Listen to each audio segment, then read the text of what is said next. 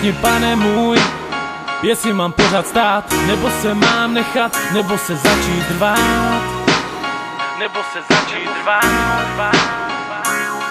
Kde je důkaz, Pane, že vůbec existuješ? Kdo napsal Bibli? Kdo napsal stovky těch stránek?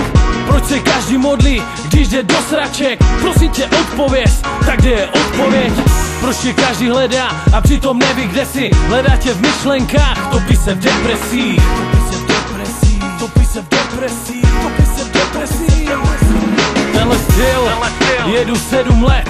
Je to doba, když jsem začal věřit v své budoucnost stavět.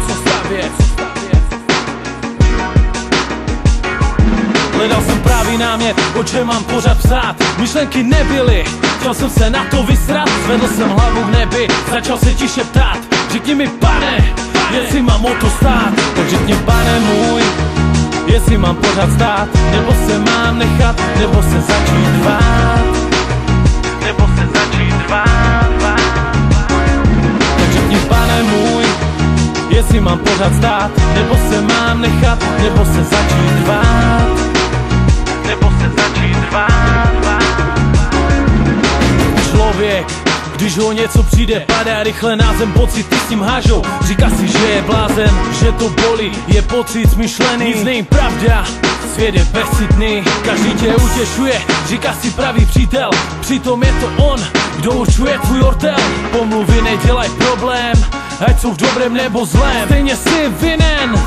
Tak řekni, Pane můj, jestli mám pořád stát, nebo se mám nechat, nebo se začít rvát, nebo se začít rvát.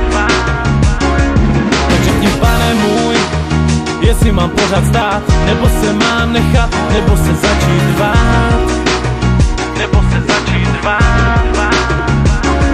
Tak řekni, Pane můj, jestli mám pořád stát, nebo se mám nechat, nebo se začít rvát, nebo se začít rvát.